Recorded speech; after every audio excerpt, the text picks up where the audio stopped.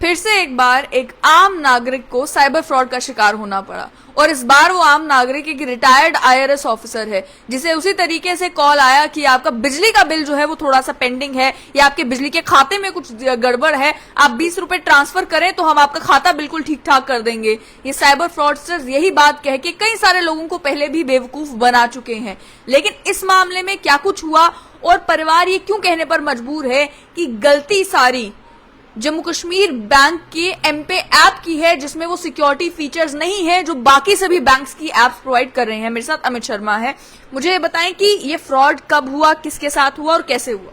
Hello ma'am, ये fraud मेरे father हैं जो कठुआ में रहते हैं। He is retired IPS officer.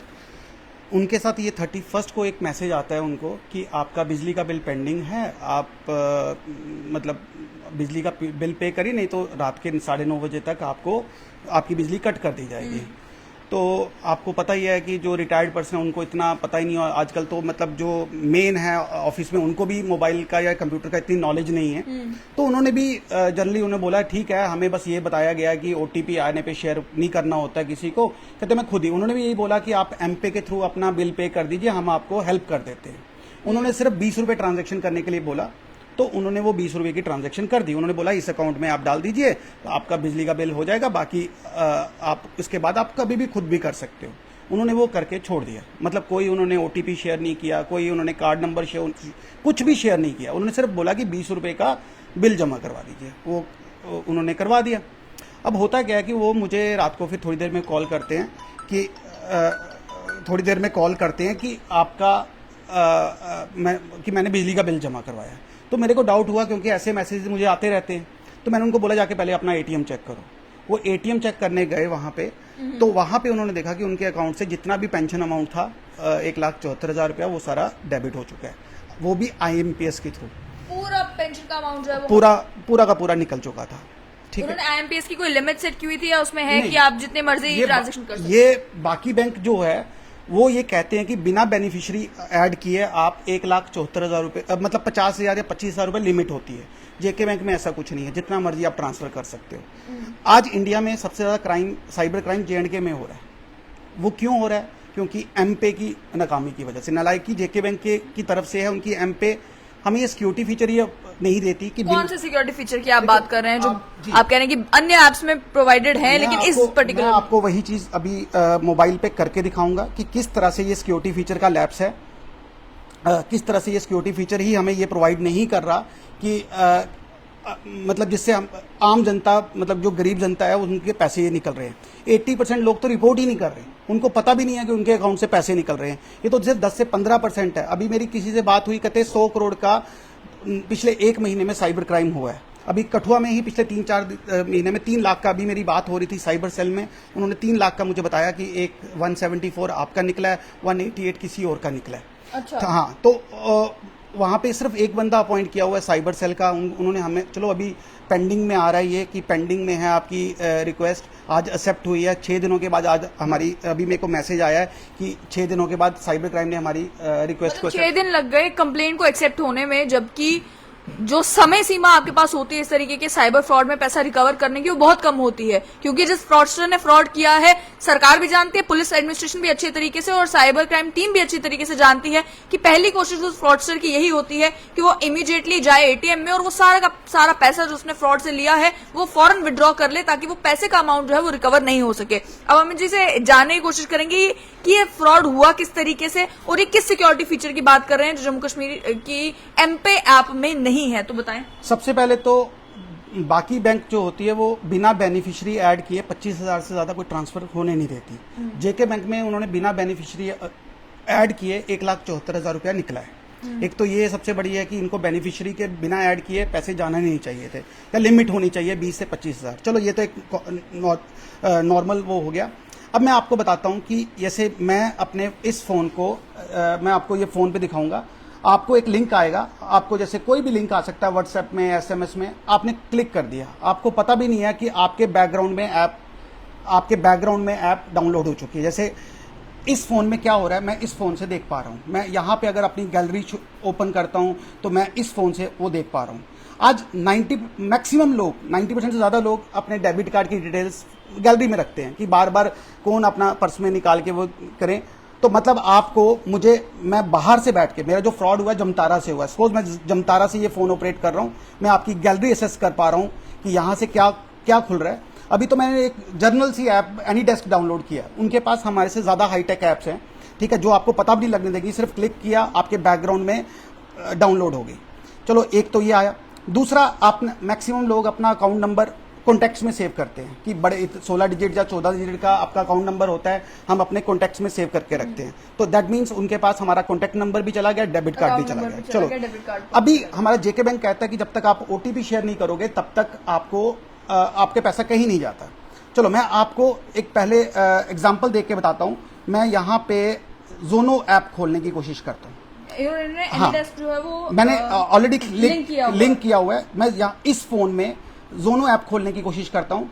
जोनो ऐप हमें वार्न करेगी, वो खुलेगी नहीं, वो साफ साफ बता रही है कि आपके फोन में the following install apps can be used by fraudster to steal your money. मतलब साफ दिखा रहा है कि आपके दिखा रहा है साथ में कि कौन सी है, एनीडेस्क है, हाँ, उसके थ्रू जो है फ्रॉड हो सकता है। ये साथ में आप खुल भी नहीं रही है ये कहते हुए कि आपके फोन में इससे फ्रॉड हो सकता है इस ऐप के जरिए, तो हम ये ऐप जो है एनेबल ही नहीं करेंगे, आप योनो ऐप इस्तेमाल ही नहीं कर सकते जब तक आप ये ऐप रिमूव नहीं करते। चलो ये एक ऐप हो गया, एसबीआई का मैं एग्जिट करता हूं। अब मैं खोलने की कोशिश करता हूं यहाँ पे कोटक की ऐप, कोटक महिंद्रा की ऐप खोलने की कोशिश करते हैं। दूसरे फोन में ये ब्लैंक हो गया और ये कह रहा है कि screen sharing is restricted at the page. ये भी वर्क नहीं कर रही, मतलब इसने भी वार्निंग दे दी कि स्क्रीन शेयरिंग हो रही है, तो इसीलिए हम जो है अपनी ऐप इस्तेमाल करने नहीं देंगे। कोटक महिंद्रा की नेट बैंकिंग की एप्लीकेशन है।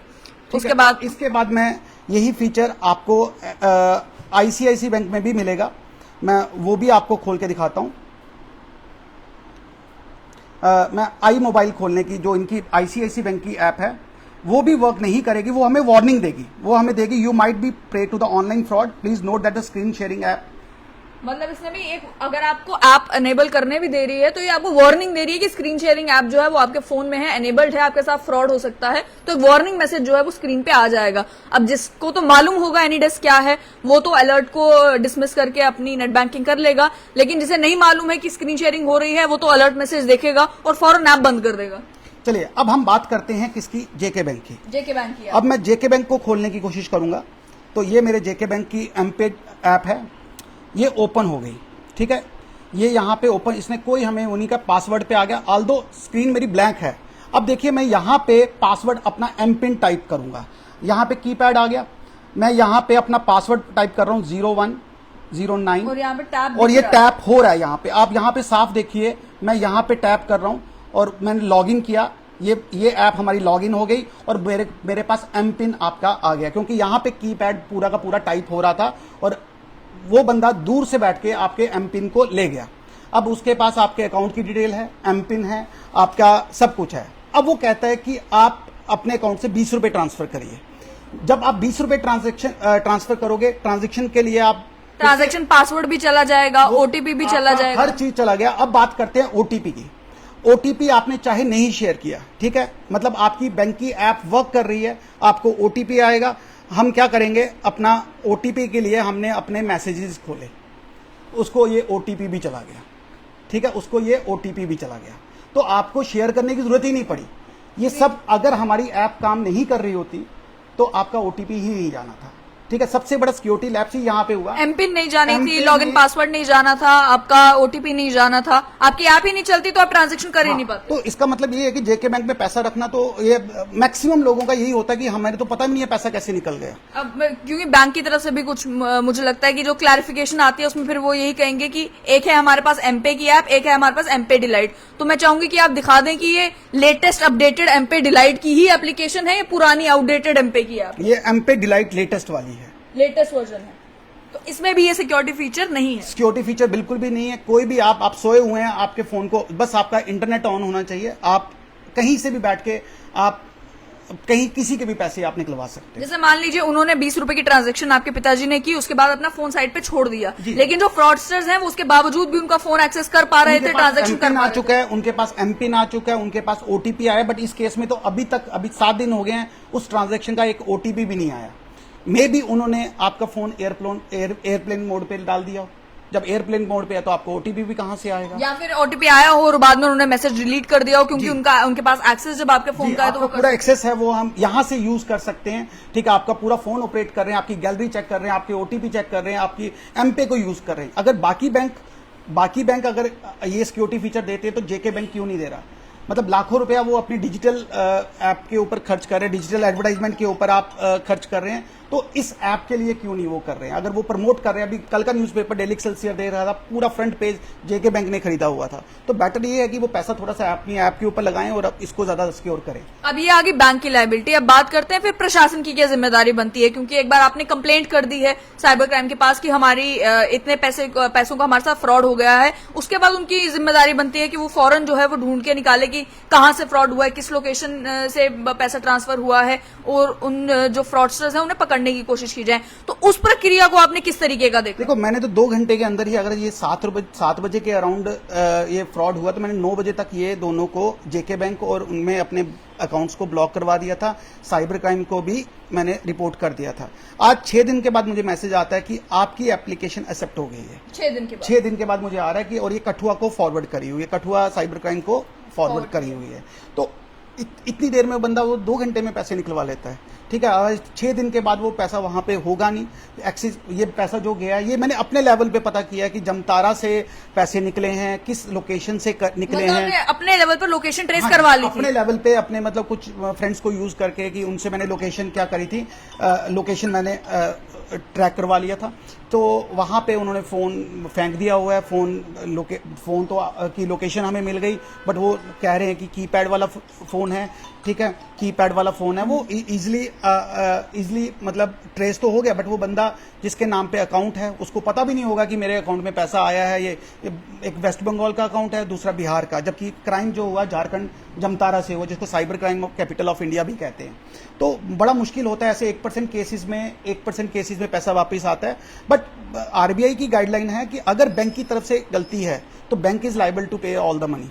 तो यहाँ पे एनीडेस्क, जब आपके फोन में एनीडेस्क या उसके अलावा 2-3 इसी तरीके की और भी स्क्रीन शेयरिंग एप्स है, जब ये आपके फोन में आ जाते हैं तो उसके बाद जो फ्रॉडस्टर है वो बिल्कुल आपकी स्क्रीन देख पा रहे होते हैं, आपसे मिलो दूर बैठे हुए भी। आप अपना पासवर्ड डालते हैं, आप अपनी लॉगिन पिन डालते हैं, आपका ओटीपी का नोटिफिकेशन आता है, आपकी गैलरी हो, आपके कॉन्टैक्ट्स हो, और जिस भी तरीके की एक्टिविटी आप अपने फोन में करते हैं वो सब कुछ देख पा रहे होते हैं। और सिर्फ देख ही नहीं पा रहे होते, बल्कि वो आपका फोन कंट्रोल भी कर सकते हैं कि आप अपने फोन से, जो उनका फ्रॉडस्टर्स का फोन है, उसके थ्रू आप गैलरी एक्सेस कर सकते हैं, उसके थ्रू आप सब कुछ कर सकते हैं। एनीडेस्क एक जर्नल ऐप है फ्रॉडस्टर के पास, इससे वो 2 कदम गवर्नमेंट से आगे चल रहे हैं। उनसे बड़ी हाईटेक ऐप है, जिसको एक क्लिक करने से आपको पता भी नहीं आपके बैकग्राउंड में वो ऐप इंस्टॉल हो रखी है। वो आपके फोन को सारा एक्सेस कर रहे हैं, वो आपको सब कुछ पता चल रहा है कि क्या हो रहा है, क्या आपके कौन सा ओटीपी आ रहा है, आपका एम पिन क्या है।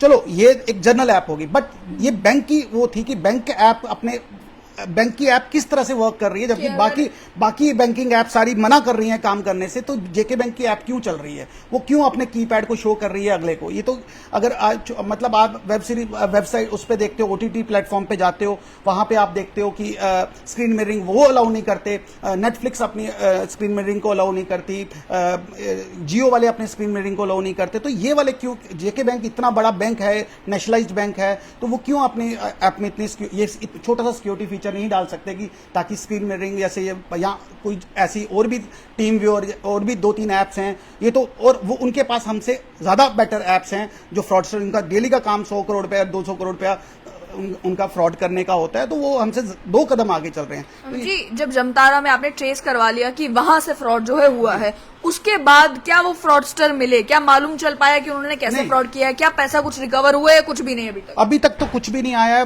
पेंडिंग में दिखा रहा है कि कैशबैक क्लेम्ड आ रहा है, कि आपका स्टेटस जो है, पहले तो कैश जो भी चार्ज बैक था वो आइडेंटिफाई हुआ, अब वो रेज्ड किया हुआ है। मतलब जेके बैंक ने एक्सिस बैंक को बोला हुआ है कि आप ये पैसा वापिस करो। अब एक्सिस बैंक में वो पैसा होगा तो वो एक्सिस बैंक वापिस करेगा ना, उसके वो उस बंदे ने विड्रॉ करवा लिया होगा, तो एक्सिस बैंक कहां से पे करेगा? ठीक है, अब ये मतलब सुनने में तो यही आ रहा है कि ये 1% लोग ही को पैसा ही वापस मिलता है, बट होप तो नहीं है। अब देखिए, प्रोसेस में दिखा रहा है कि जेके बैंक भी बता रहा है कि आपकी कंप्लेंट सुन ली गई है, हम वर्क कर रहे हैं, और साइबर क्राइम वालों का भी यही आ रहा है कि हम काम कर रहे हैं। अब देखिए, अब नहीं तो 10 दिन के बाद मुझे आरबीआई के थ्रू जाना पड़ेगा कि ये बैंकिंग ऐप की वो है। अभी कल भी ये न्यूज़ में आ रहा था कि किसी वो भी यही कह रहा है कि मुझे पता भी नहीं है, मॉर्निंग में उठा तो मेरे अकाउंट से पैसे निकल गए। अगर ये फीचर जेके बैंक की एमपे में होता तो आपके किसी के भी पैसे नहीं निकलते। बहुत बहुत शुक्रिया। तो आपने सुना साफ तौर पर कि किस तरीके से फ्रॉड हो रहा है, और ये फ्रॉड केवल आम आदमी के साथ ही नहीं हो रहा, बल्कि retired IAS officers, retired IPS officers, retired IRS officers और बहुत सारे बड़े बड़े फंक्शनरीज जो पढ़े लिखे हैं, जो फोन चलाना जानते भी हैं, उनके साथ भी इस तरीके के फ्रॉड हो रहे हैं। क्योंकि साइबर फ्रॉडस्टर्स जो है वो बड़े ही यूनिक और क्लेवर तरीके निकालते हैं लोगों को बेवकूफ बनाने का। लेकिन यहाँ पर क्या जिम्मेदारी बैंक्स की नहीं बनती कि अगर साइबर फ्रॉडस्टर्स जो है वो इनोवेटिव तरीके निकाल रहे हैं तो आपके ऊपर तो लोगों ने भरोसा किया है अपने पैसे के साथ, अपना पैसा आपके खातों में जमा करवाया है आप पर भरोसा करके कि वो पैसा सुरक्षित रहेगा। तो इन सभी एप्स को फुल प्रूफ बनाने की जिम्मेदारी क्या बैंक्स की नहीं बनती? ये सवाल है अमित शर्मा का, जिसमें ये कह रहे हैं कि अगर एसबीआई के पास ये सिक्योरिटी फीचर है, कोटक महिंद्रा के पास है, आईसीआईसीआई के पास है, तो जम्मू कश्मीर बैंक के पास ये सिक्योरिटी फीचर क्यों नहीं?